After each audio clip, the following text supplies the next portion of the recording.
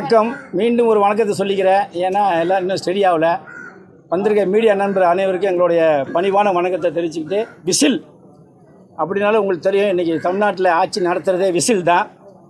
யாராலையும் மறக்க முடியாது. 5 ஆண்டு காலம் எந்த ஒரு குறையெல்லாம் போகுங்கிற நம்பிக்கையோடு இந்த விசில் படத்தை நம்ம தம்பி சிபு ஆரம்பிச்சிருக்காரு. அதுவும் ஆடி மாதத்தில் ஆரம்பிச்சிரு அப்படின்னா, சினிமாக்காரங்க அதிகமாக பார்த்திங்கன்னா ஆடி மாதம் ரொம்ப பூஜை போட மாட்டாங்க. ஆனால் ஆடி மாதம் தான் அற்புதமான நாள். தெரியாது, சில பேர் தெரிஞ்சுக்கங்க. ஆடி மாதம் மாரி ஒரு விசேஷ நாள் எந்த மாதத்துலையும் வராது. அப்படி ஒரு நாள் இன்றைக்கி பூஜை போட்டு அப்படின்னா, இந்த படத்தோட விசில் வெற்றி காரணமே சிபு தான். எப்படி விஜய் சொல்லுவார், ஒரு நாள் முடிவு பண்ணிட்டா எவன் பேச்சு கேட்க மாட்டேன்னு, அந்தமாரி ஆடி மாதம் வந்தாலும் எவன் பேச்சு கேட்காம பூஜை போட்டிருக்காரு. மிகப்பெரிய வெற்றி அடையணும். எப்படி சொல்லி எல்லாருமே பார்த்திங்கன்னா எல்லாமே இளைஞர்கள் தான். மினிஸ்டர் எல்லாமே பார்த்திங்கன்னா இல்லை, நான் ஒன்றாவது தான் வயசான ஆளாக இருப்பேன். அந்தளவுக்கு ஒரு டீமை வந்து என்கிட்ட வந்து பேசினாங்க. நான் சொன்னேன், படம் பேர் என்னான்னு, விசில் அப்படின்னேன். என்னப்பா அரசாங்கத்தோட பேரே கொண்டு வந்து வச்சுட்டே அப்படின்னேன். ஆமாம் அப்படின்னாப்புல. ஆனால் இந்த படம் மிகப்பெரிய வெற்றி அடையணும்.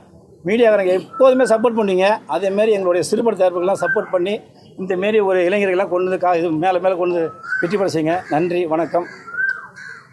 வேறு ஏதாவது என்ன நான் பேசுகிறேன்? நான் டேரக்டர் சிபு பேசுவாப்புல. எல்லாருக்கும் வணக்கம். என் பேர் வந்து ஷிபு டேவிட். நான் தான் விசிலுங்கிற படத்தோட டைரக்டர். இதுக்கு முன்னாடி ஒரு 10 வருஷம் உழைப்பு இருக்குது. அதுலேருந்து தான் இந்த இடத்துக்கு நான் வரதுக்கு எவ்வளோ கஷ்டப்பட்டிருக்கேன்னு எனக்கு தெரியும். இந்த படத்தை வந்து இந்த பூஜை பண்ணுற வரைக்குமே அவ்வளோ போராட்டங்கள் இருந்திருக்கு. அதை தாண்டி இவ்வளோ தூரம் வந்ததுக்கு வந்து இந்த டீமும் என்னோடய ஃப்ரெண்ட்ஸும் தான் காரணம். அதுக்கு அவங்களுக்கு வந்து நான் எல்லாருக்குமே தேங்க்ஸ் சொல்லிக்கிறேன். இன்றைக்கி வந்து தமிழ்நாட்டில் பார்த்திங்கன்னா உங்களுக்கே தெரியும், விசில் வந்து எப்படி என்னெல்லாம் பண்ணிச்சு அப்படின்னு சொல்லி. அதே போல் இந்த விசில் படம் வந்து என்னோடய லைஃப்பில் ஒரு பெரிய மைல் ஸ்டோனாக இருக்கும்னு நான் நம்புகிறேன். ஒரு நல்ல படமாக இது வந்து உங்கள் எல்லோரையும் என்டர்டெயின் பண்ணும். அதுக்கு வந்து நான் ஒரு கேரண்டி கொடுத்துக்கிறேன். மற்றவங்கள மாதிரி 2-3 படங்கள் ஃப்ளாப் கொடுத்தா கூட அடுத்தடுத்து தூக்கி விட்றதுக்கெலாம் எனக்கு யாருமே கிடையாது. இந்த ஒரு படம் மிஸ் ஆச்சுன்னா மிஸ் ஆனது தான். ஏன்னா உங்களுக்கு தெரியும் இன்றைக்கி சினிமா எப்படி இயங்கிட்டுருக்குங்கிறது வரைக்கும். வந்திருக்க மீடியா மற்றும் எல்லாருக்கும் வந்து நான் வேண்டிக்கிட்டு தமிழ்நாடு ஃபுல்லாக இது வந்து கொண்டு போய் சேர்க்கறதுக்காக வேண்டிக்கிறேன். எல்லாத்தையும் தாண்டி நான் இது வந்து ஒரே ஒருத்தவங்களுக்கு வந்து நன்றியும் தேங்க்ஸும் சொல்லணும்னு நினைக்கிறேன். அது வந்து நான் காலேஜ் ஃபஸ்ட் இயர் படிக்கும்போது டேரக்டர் ஆகணும், எனக்கு ஒரு கேமரா வாங்கி கொடுங்கன்னு சொல்லும்போது யோசிக்காமல் எனக்கு வாங்கி கொடுத்தது எங்கள் அம்மா மட்டும்தான். ஏன்னா அன்னைக்கு வந்து நான் ஆகணும்னு எனக்கு தெரியாது.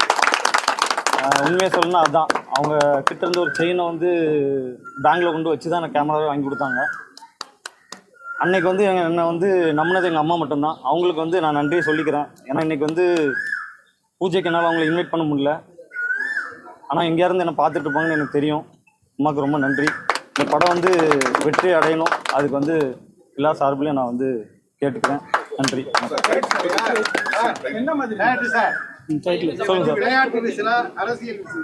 சார், இது வந்து இதுக்கு முன்னாடி அரசியல் விசிலாக இருந்துச்சு. எனக்கு வந்து இது விளையாட்டு விசில் தான் என்னோடய படத்தை பொறுத்த வரைக்கும்.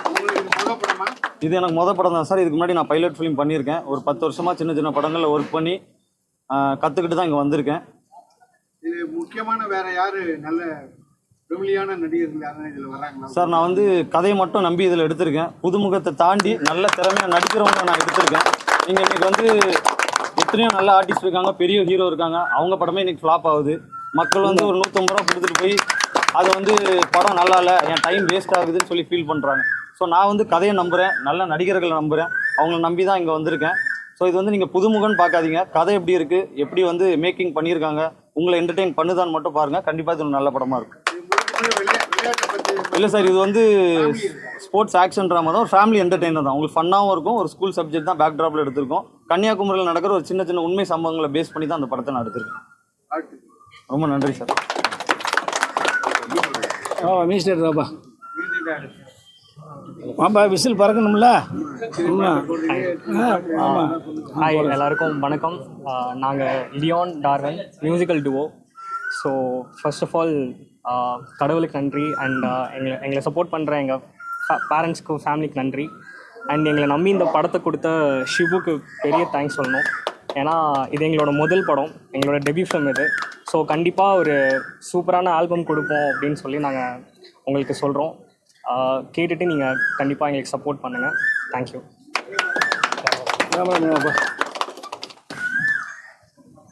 வந்திருக்க எல்லா மீடியா நண்பர்களுக்கு நன்றி. படம் பேர் விசில். என் பேர் தாமோதரன். நான் இந்த படத்தோட டிஓபி. படம் வந்து ஸ்போர்ட்ஸ் ட்ராமா. இந்த மாதிரி சின்ன சின்ன படங்கள் நிறையா வரணும், புது டீம்கள் நிறையா உருவாகணும், புது டைரக்டர், இந்த மாதிரி நிறைய பேர் வரணும். எல்லோரும் சப்போர்ட் பண்ணுங்கள். இந்த படத்தோட இந்த லான்ச் எல்லோரும் மக்களுக்கு போக சேர நீங்கள் மீடியா தான் ஹெல்ப்ஃபுல்லாக இருக்கணும். நன்றி.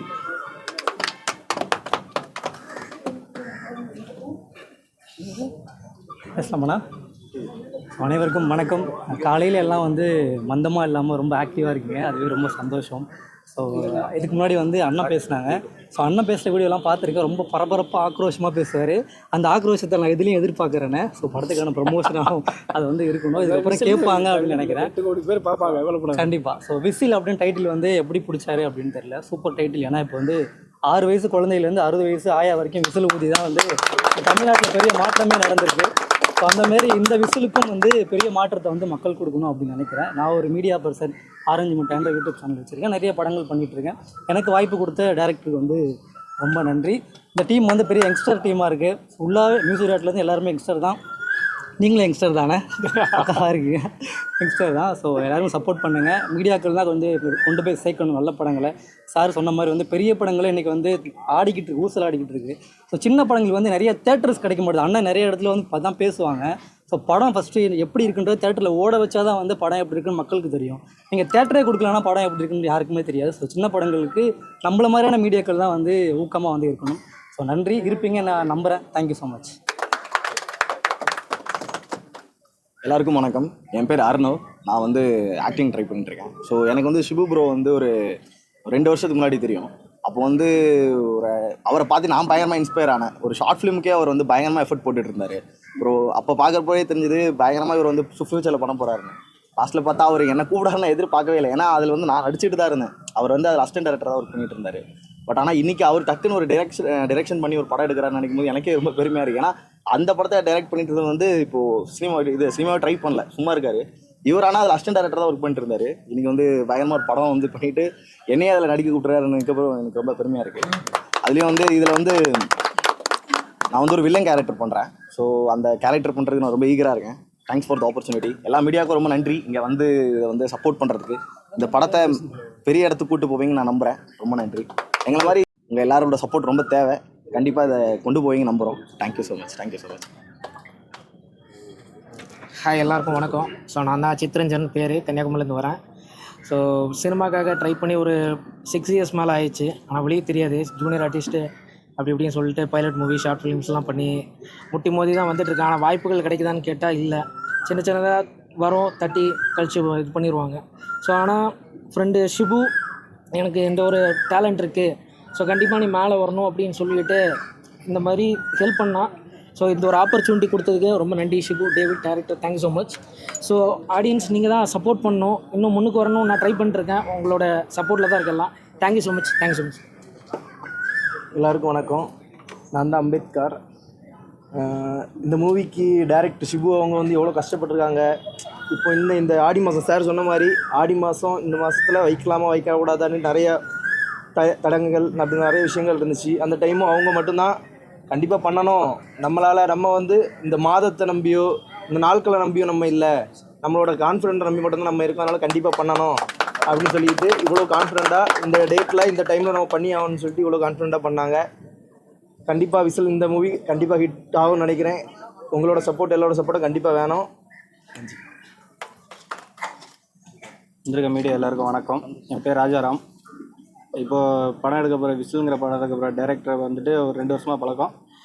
அவரோட ஷார்ட் ஃபிலிம்ஸ்லாம் பார்க்கும்போது என்னென்ன ஒர்க் பண்ணியிருக்கீங்கும்போது, நாங்கள் ஆக்டிங் ட்ரை பண்ணிட்டு இருக்கும்போது என்னென்ன ஒர்க் பண்ணியிருக்கீங்க அப்படின்லாம் பார்க்கும்போது அவர் ஒரு ஷார்ட் ஃபிலிமெல்லாம் காமிச்சார். ஷார்ட் ஃபிலிம்லாம் காமிக்கும்போது பயங்கர இன்ஸ்பயர் ஆகிட்டேன். சோக்காலிங்கிற ஷார்ட் ஃபிலிமை பார்த்தோன்னே பயங்கரமாக இருக்குது, உங்களுக்கு வாய்ப்பு கிடைக்கலையா அப்படிங்கும்போதுலாம் இன்னும் அதில் நிறைய போராட வேண்டியதெல்லாம் இருக்குது.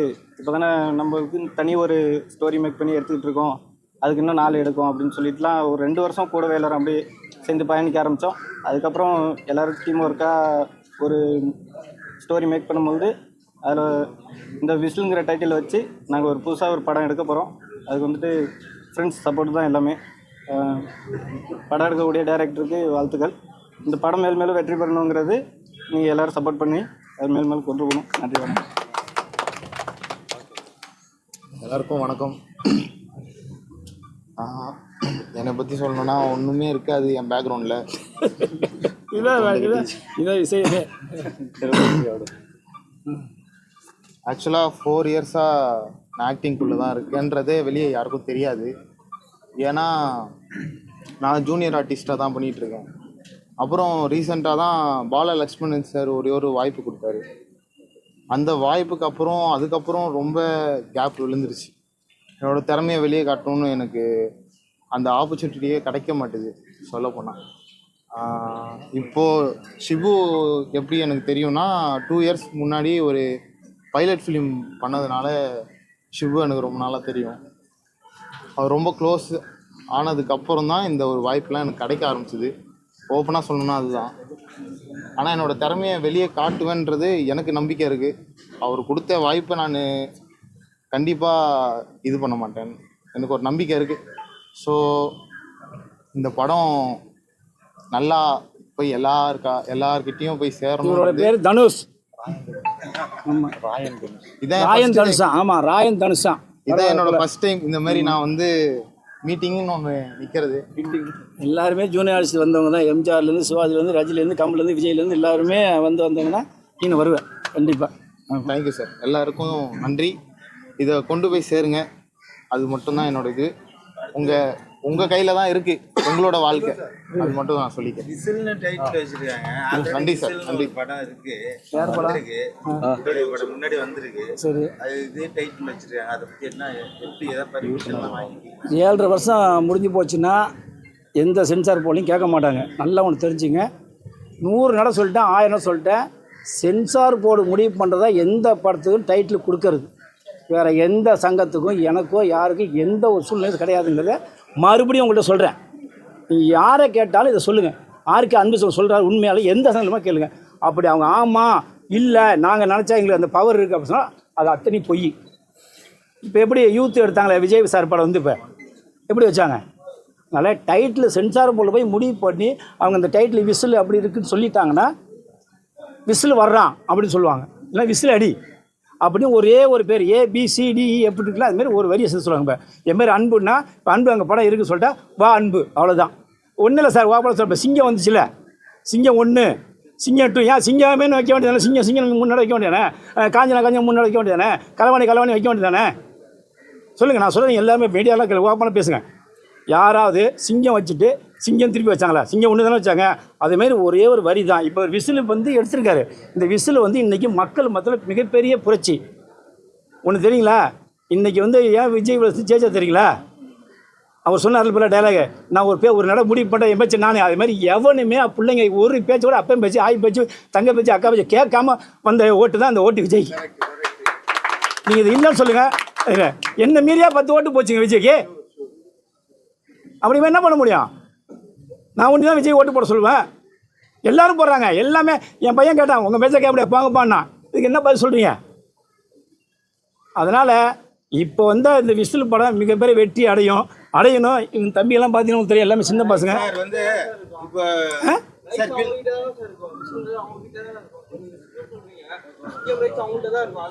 எந்த ரைட்ஸு? ஆமாம், அப்படிலாம் நான் சொல்ல டைட்டில் தான் சொன்னேன். ரைட்ஸ்லாம் அப்படிலாம் கிடையாது. நீங்கள் ஃபோன் பண்ணிக்கல, நம்பர் போட்டு நம்ம சென்சார் போட்டுட்டேன். டைட்டில் பொறுத்து நான் இப்போ இவர் கொடுக்குறேன் விசில், அங்கே போய் சென்சார் போய் நான் கொடுத்துருவேன், சைன் பண்ணி கொடுத்துருவேன். அங்கே போய் விசிலுக்குன்னா அவங்களே ஒரு ஆப்னு சொல்லி இந்த படம் இருக்குங்க, இது பேரை மாற்றி சொல்லுவாங்க. அவ்வளோதான். யாருக்குமே கிடையாது ராஜா. நான் உண்மையாக சொல்கிறேன். அப்புறம் இதுக்கு மேலே எத்தனை இதோட ஒவ்வொரு என்ன சொல்லிட்டு இருக்க முடியாது. நீங்கள் வேணால் இப்போ நீங்கள் தயார் பசங்களை கேட்டுக்கலாம், பாரதியார் சங்கத்தில் கேட்டுக்கலாம், கில்டில் கேட்டுக்கலாம், இன்னும் எத்தனையோ சங்கம் கேட்டுக்கலாம். நான் சொன்னது என்ன சொல்லுங்கள். கில்டு இணைப்பு விழா நடந்திருக்கு. இப்போ தயாரிப்பாளர் சங்கம் இருக்கு, நீங்க ஒரு சங்கம் வச்சிருக்கீங்க. 5 சங்கம் இருக்குப்பா. 5 சங்கம், 5 1 7 சங்கம் இருக்கு. இப்போ டைட்டில் வந்து ஒரு டைட்டில் வைக்கிறதுக்கே காலங்காலமா பிரச்சனையா இருக்கு. அந்த 5 சங்கம் நான் வந்து ஒரு டைட்டில் கொடுத்துட்டு நீங்க போங்கன்றாங்க, நீங்க ஒரு டைட்டில் கொடுத்துட்டு நீங்க போங்கன்றீங்க. தயாரிப்பாளர் சங்கத்துல ஒரு டைட்டில் கொடுத்துட்டு அவங்க போங்க. ஆமா, அதான் உண்மை. இப்படியே இயக்குநர்களுக்கு தயாரிப்பாளர்கள் இந்த பிரச்சனை நீடிச்சுக்கிட்டே இருக்கு. இதுக்கு என்ன காரணம்? அது சங்கம் தான் ஒற்றுமை வேணும். சங்கம் வந்து நான் தான் உங்களை ஏற்கனவே சொல்லிக்கிறீங்களா, என்னோடய வீடு நிறையா பாருங்கள். என்னோடய சங்கத்தில் நான் லெட்டர் அமிச்சேன், எல்லா சங்கத்துக்கும் லெட்டர் அமிச்சு இதுமாதிரி எந்த டைம் கேட்டு செய்யணும். யாருமே கேட்கல. அதுக்கப்புறம் நான் தயாரிப்பாளர் சங்கத்தில் தினேஷ்னு பையன் மேனேஜரா, சார் நான் ஒன்றும் முடிவு பண்ண முடியும் சார், நீங்கள் தலைவர்கிட்ட பேசுங்க, செயலாளர்கிட்ட பேசுவோம்ல, எல்லாரும் நான் பேச முடியுமா? நல்லா கேட்டுங்க. நீ சொன்ன நான் வந்து இப்போ வந்து அப்போ முரளி இருந்தார், முரளிட்டு பேச முடியுமா? அப்போ ராதாகிருஷ்ணன் இருந்தாப்புல, கதிராசன் இருந்தாப்புல, ஒவ்வொரு நான் ஃபோன் பண்ணி கேட்க முடியுமா? அதேமாரி பாரதியார் சங்கத்தில் எப்பயாவது ஃபோன் பண்ணுவாங்க, அதுக்கப்புறம் அவங்க பேச மாட்டாங்க. கில்டு சுத்தமாகவே யாரும் கேட்க மாட்டாங்க. அப்படியுமே நான் நான் ஒரு தலைவராக இருந்துட்டு நான் ஒவ்வொரு கேட்டு பண்ணேன். நீங்கள் சொல்லுங்க, நான் ஒரு தலைவராக இருந்துக்கிட்டு நானே ஃபோன் பண்ணி கேட்டு லெட்டர் சொல்லும்போது அப்போ செஞ்சால் பண்ணி ஃபோன் பண்ணி உண்மையாக ஓப்பனாக சொல்கிறார். அவர் அவங்க பேர் Leela manager R house Anbazhagan sir. இந்த டைட்டிலை பொறுத்தவரை எங்கள் சங்கத்துக்கு இது யாருக்கும் அதிகம் கிடையாது, யார் முன்னே வராலும் பண்ணி கொடுத்துருவோம், நீங்கள் தான் பாஸ் சொன்னார். அதுக்கப்புறம் எங்களுக்கு என்ன வேணும்? நீங்கள் சர்ச்சில் பாரு, சென்சார் பண்ணி யார் வேணாலும் ஃபோன் பண்ணி கேட்டுக்கலாம். ஒரே வார்த்தை சொல்லுவாங்க, டைட்டிலுக்கு எங்களுக்கு எந்த ஒரு இதுவும் கிடையாது, நாங்கள் இருந்தால் இருக்குங்க போல, இல்லை சொல்லுவோம், இல்லை ஒரு வரி சேர்த்து சொல்லுவாங்க. அவ்வளோதான், இதுதான் உண்மையான வார்த்தை. இது எல்லாருமே மீடியா நல்லா பப்ளிசிட்டி பண்ணுங்கள். 100% டைட்டில் எந்த ஒரு சங்கத்துக்கும் அங்கீகாரம் கிடையாதுங்கிறது என் தாய் மீது சத்தியம். அப்புறம் வந்து நீங்க வந்து மாணவர்கள்லாம் வந்து ஓட்டு போட்டு தான் இன்னைக்கு விஜய் ஜெயிச்சிருக்காருன்னு சொன்னீங்க. ஆமாம், இன்னைக்கு வந்து தமிழ்நாட்டில் வந்து இந்த மாணவர்கள்லாம் வந்து இன்னைக்கு வந்து கல்விக்காக வந்து போராடிட்டு இருக்காங்க. இரவோட இரவா வந்து தமிழ்நாடு அரசு வந்து இன்னைக்கு வந்து அவங்களை அடிச்சு கைது பண்ணி அப்புறப்படுத்திருக்காங்க. இதை எப்படி பாக்குறீங்க? இது மத்திய அரசு சாஸ்திரம் முடிவு பண்ணி ஒன்று புரிஞ்சுக்கணும்.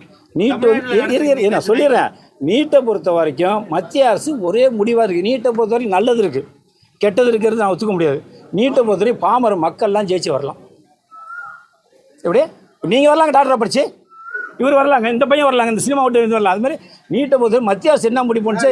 முன்னாடி இருந்ததில் கீழே உள்ளவங்கலாம் வந்தாங்க சார், டாக்டர் நீட் இல்லாமல் சார். அது அன்னைக்கு இப்போ மத்திய அரசு முடிவு பண்ணியிருக்காங்க போது நான் போய் அவங்கள போய் வரல. என்னை பொறுத்தவரை எல்லாருமே எதுக்குறாங்க. சில மாநிலம் இருக்குது, சில மாநிலம் எதுக்கல.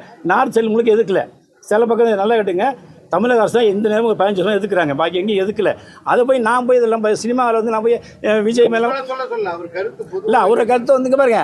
நீட்டை பொறுத்தவரைக்கும் மத்திய அரசு முடிவு பண்ணதான், என்னதான் மாநில தலைகளை குட்டி அரைச்சாலும் முடியாது. ராகுல் காந்தி கைது பண்ணது மட்டும் வந்து நீங்க கண்டனம் தெரிவிச்சிருக்கீங்க. யார் அது வந்து அவங்க கூட்டத்தில் இருக்கலாம் சார். இது வந்து நல்லா இது அரசியல்.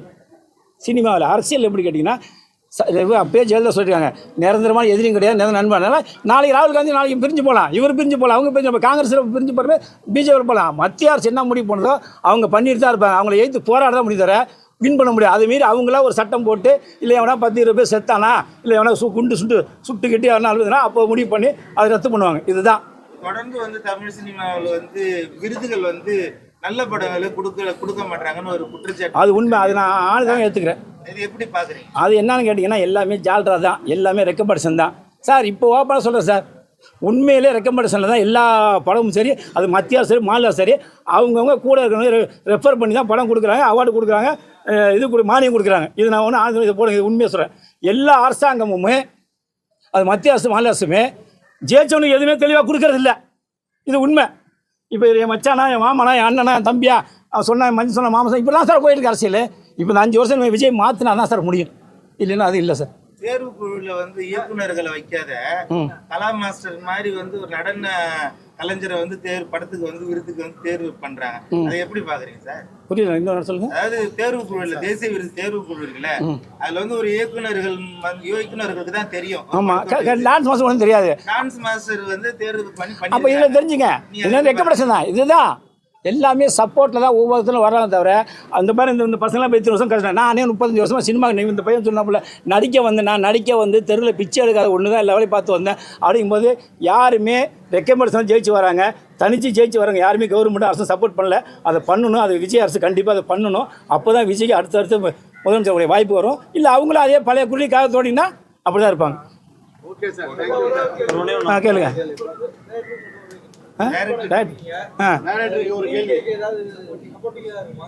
இது படத்துலையா? அது அவரு தான். இல்லை நானே சொல்கிறேன். விசிலை பொறுத்த வரைக்கும் அவர் சொன்னார் ஸ்கூலுன்னு, கண்டிப்பாக ஏதாவது ஒரு சீன் கண்டிப்பாக விஜயை பற்றி வரும். வரலின்னா அதுக்கப்புறம் அவருடைய விருப்பம். பேசுப்பா, சொல்லுங்கள் சார். ஆமாம் சார், நான் சினிமா பார்த்து வளர்ந்தது விஜய் சார் பார்த்து தான், அதனால் கண்டிப்பாக ரெஃபரன்ஸ் இருக்கும். சார் இல்லாமல் இன்றைக்கி சினிமா இல்லை. சார் இல்லாமல் இன்றைக்கி சினிமா இல்லை. நான் வந்து அதிகமாக எங்கள் வீட்டில் சண்டை போட்டதே விஜய் அண்ணனுக்காக தான். பாதி நேரம் சாப்பாடு கூட கொடுக்க மாட்டாங்க, இன்றைக்கி ஒன்று சாப்பாடு கிடையாதுன்னு சொல்லியிருப்பாங்க. அந்தளவுக்கு நான் வந்து சண்டை போட்டிருக்கேன். நாளைக்கு வந்து அண்ணனோட கடைசி படம் ஜனநாயகன் வருது. அதுக்கு வந்து நான் வந்து வாழ்த்துக்கள் தெரிவிச்சுக்கிறேன். கண்டிப்பாக இந்த படம் வந்து இந்த 26ல் ஒரு நல்ல படமாக வரும். அண்ணன் சொல்கிற மாதிரி தான், கான்ஃபிடென்ட்டாக இருங்க, வெற்றி நிச்சயம். காட்ட முடியுமோ அந்த அளவுக்கு நான் காட்டுறேன். ஸ்போர்ட்ஸில் வந்து அதிகமான நீங்கள் ஸ்கூல்லேயே எடுத்துக்கிட்டாலும் பார்த்தீங்கன்னா ஸ்போர்ட்ஸுக்கு ஒரு வீக்கில் ஒரு நாள் தான் இருக்கும் பிடி பீரியட். அதுலேயும் மேக்ஸ் சார் இங்கிலீஷ் சார்னு வந்து அவங்களும் எடுத்துகிட்டு போயிடுவாங்க. பாதி பேர் பார்த்தீங்கன்னா இன்றைக்கி வந்து சில பேருக்கு வந்து எஜுகேஷனில் இன்ட்ரெஸ்ட் இல்லைன்னு வச்சுங்களேன், ஸ்போர்ட்ஸில் எதாவது பண்ணணும்னு நினைப்பாங்க. அவங்களுக்கு அதுக்கான சப்போர்ட் வந்து அந்த ஸ்கூலில் கிடைக்கலன்னு வச்சுங்களேன், வேறு ஏதாவது தப்பான வழிகளில் போகலாம், அவங்க வந்து ஆல்கஹாலோ ட்ரக்ஸோ எதுக்கு வேணாலும் அடிக்ட் ஆகலாம். ஆனால் அதெல்லாம் மீறி ஸ்போர்ட்ஸில் ஒரு இன்ட்ரெஸ்ட் இருக்கவங்க வந்து நீங்கள் பார்த்தீங்கன்னா எத்தனையோ பசங்க வந்து ஈவினிங் ஊருக்குள்ளே விளையாடிட்டுலாம் இருப்பாங்க. வீட்டில் வந்து அதுக்கான சப்போர்ட் கொடுத்து அவங்க எங்கே வேணாலும் வின் பண்ணலாம். ஸோ அதை கணக்கு பண்ணி தான் அந்த படம் வந்து பண்ணுறோம். ஃபுட்பால் தான். ஆமாம், சொல்லும் போல் ஃபுட்பால் வந்து இப்போ யாரும் ரொம்ப விளம்பரம், எவனா பார்த்தாலும் கிரிக்கெட் தான். அதை மாற்றி கொண்டு வரணும், கண்டிப்பாக ஜெயிப்பாப்புல. ஓகே, எல்லாருக்கும் நன்றி.